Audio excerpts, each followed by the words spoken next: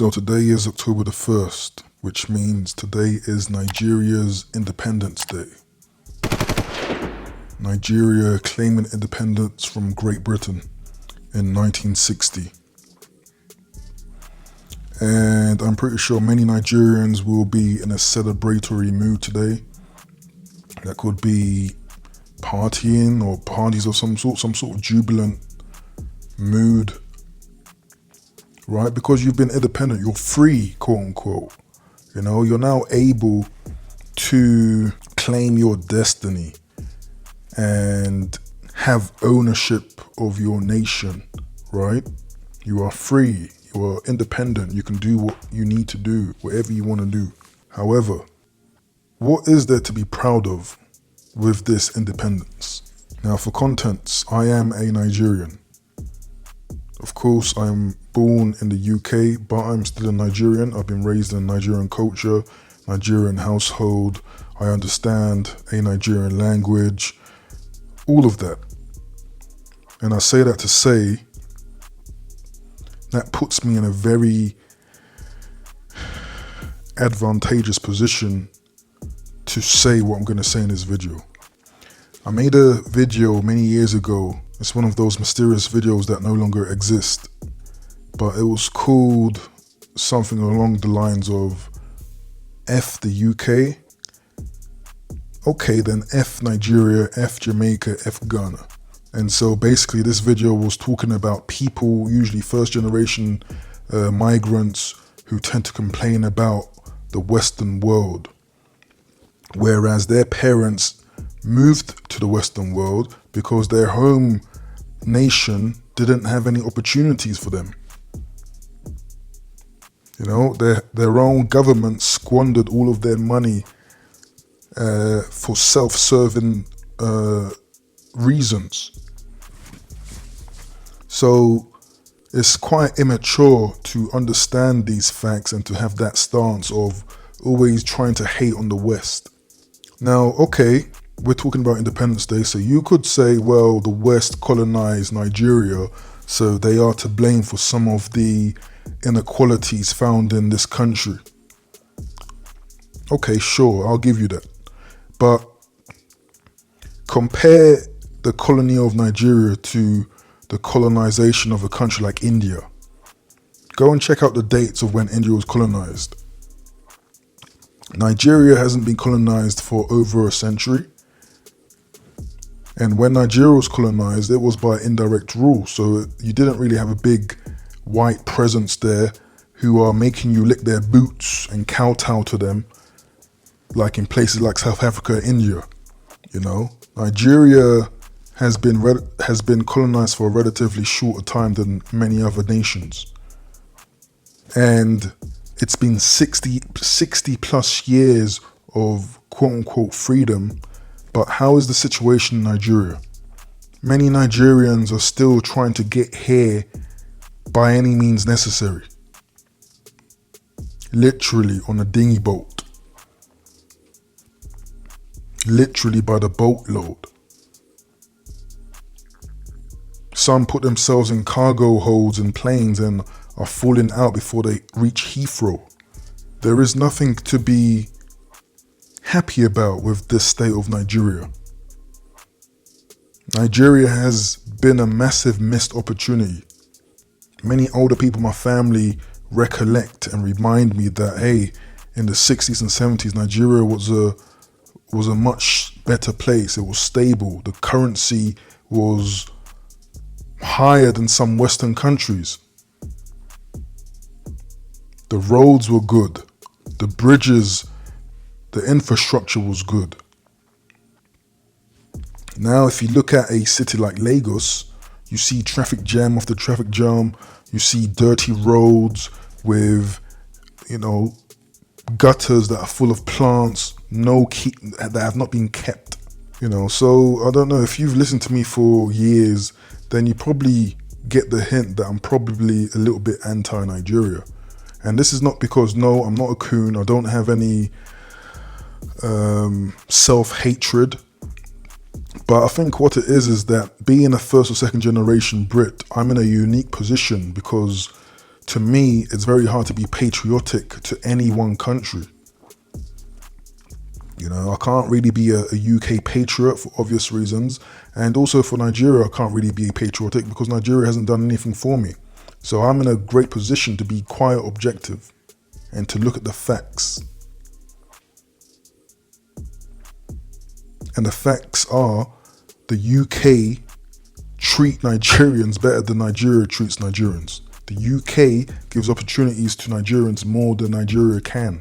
But something that I believe is the biggest negative factor, the biggest thing that negatively impacts the whole country of Nigeria is the culture. And I've spoken on this many times, the culture. There is a very materialistic culture that is bound to be corrupt.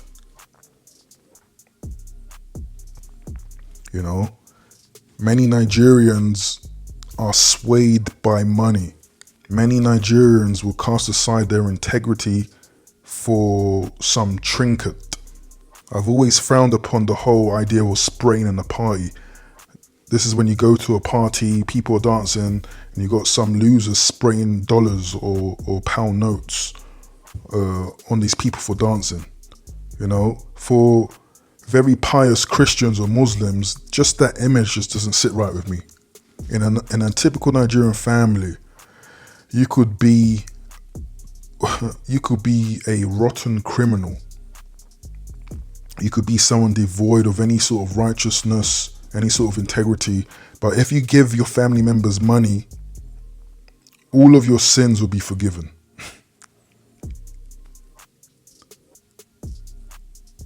That's all you need to do to keep a Nigerian on your side. Just give them money.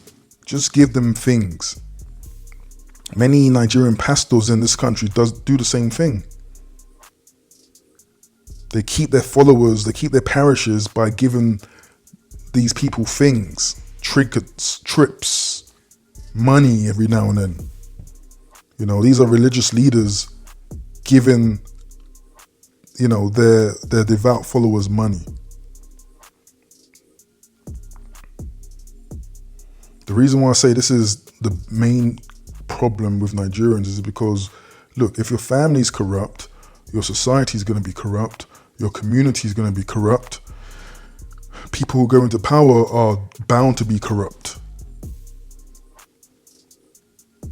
Obviously, corruption is present in all nations to varying degrees, but I'm sure we can all agree that the corruption in Nigeria is on another level. Someone in the UK, might take a few £1,000s from some treasury for their own needs or as bonuses, for example. But, it's something else when you take billions of dollars from a so-called poor country where people are starving, where people can't even get 24 hours of electricity. People sometimes despise my bleak opinions when it comes to things like, the stereotypical black family, black crime statistics, Nigeria and Africa. But these people, hypocrites, they talk very well of Nigeria, Africa, and all this notion of, pro-blackness. Yet they are living under a system that they claim is oppressing them, but they willingly, as adults, stay in these Western countries. I prefer to talk about the issue at the core. For many of us first, second generation, the issue at the core is the fact that firstly, we have a poor family structure, but also secondly, it seems like our parents didn't really have a plan for us being here. There was no plan. You might as well just have been an accident. So we've been left here to figure out things for ourselves, and we're in a very bad state as a community. Some people are complaining about racism here, but yet your own country can't do anything for you. There are no opportunities in a country that has, one of the largest populations in the whole world.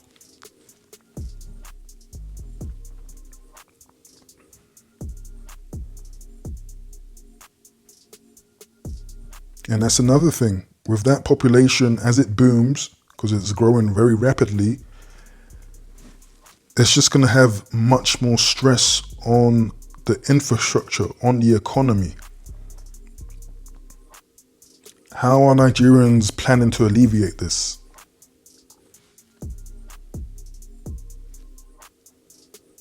And that's the general theme that I've seen, is that there is no long-term planning. Whether it's a Nigerian family thing or a Nigerian government thing, there is no long-term planning. There is no one taking full responsibility for these matters. Sometimes we come across as very infantile, kiddie-like, waiting for instructions from the UK, from the USA, from France.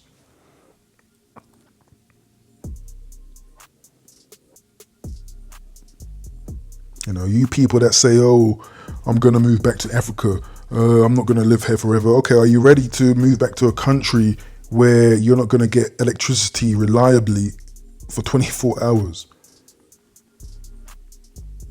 Are you ready to reduce your quality of life whereby the Wi-Fi signals are going to be weak? You probably can't do your live stream as effectively as you can do it right now. No, I don't think many of you are ready. I don't think many of you are being realistic about the facts of the matter. And that is, Nigeria and many of these African countries are hellholes. I mean, look at this flag, and look, just go and research what the name Nigeria actually means and where it came from. Nigerians are using a name that was given to them by the British that has absolutely no historical meaning for the native population. At the very least, think on that plane, on that level, right? Ghana did the right thing. They said, hey, I'm not going to be, why are we the Gold Coast? What does that even mean? The Gold Coast? No, call us Ghana. Call us something that is native to the continent. They redesign their flag, they make it of historic significance. But look at the Nigerian flag, green, white, green.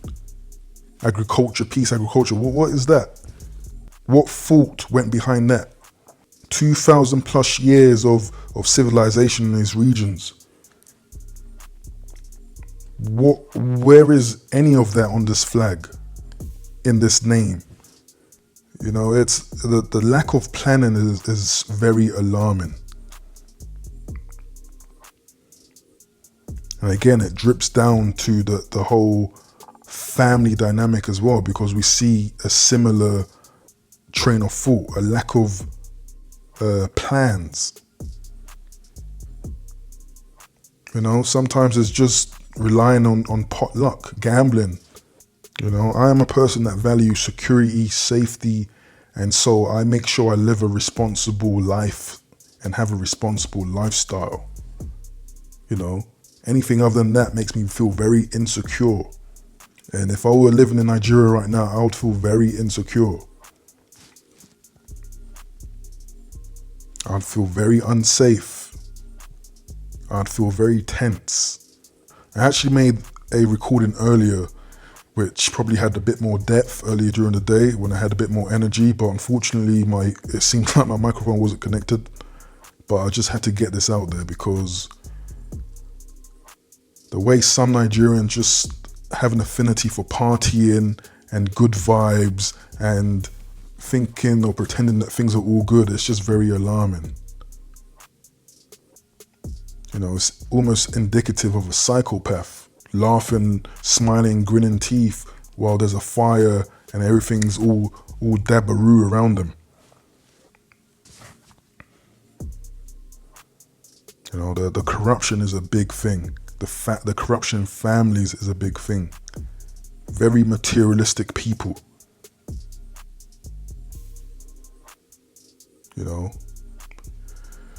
Just get a big Range Rover and a big house and you'll be respected. No one will ask you how you got the money, and if it was by illegal means, they will ask for a cut.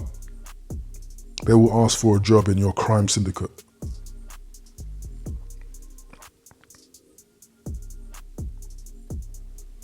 very low morale, very low righteousness.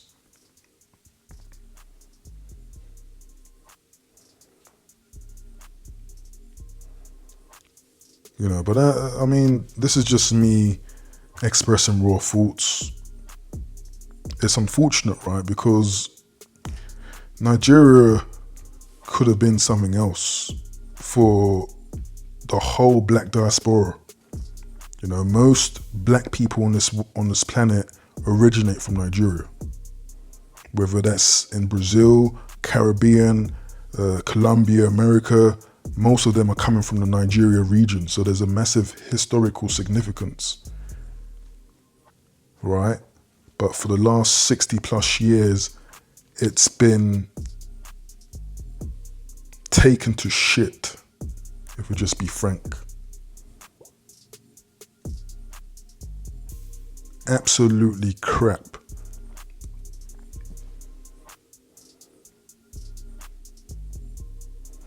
My parents and grandparents were chiefs of certain states, right?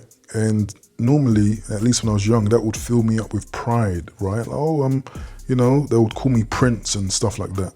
But then when I go and look at the palaces, and I look at the throne rooms, and then I just see how shoddy the craftsmanship is. All these fake artworks. Like, just again, a lack of taking care of your history.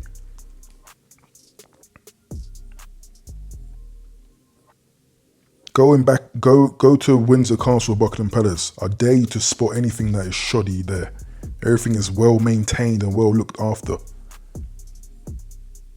Go to some king's throne room in Nigeria, and you just see a simple carpet rolled out, and some just shoddy chair as a throne. All of this just points to a lack of caring for your legacy, for your name. It's just very weak. And when it comes back to the whole idea of what is a black British and all of that, this is why our sense of identity is weak here, because it's weak in the homeland. People like British Indians can have a stronger identity because India is strong. Their religion is strong. Their principles are strong. And so it's very easy to abide by those principles wherever you go in the world. So India is going to act like an Indian in Kenya, in Uganda, in the UK, in America. Because India, the home country, is strong.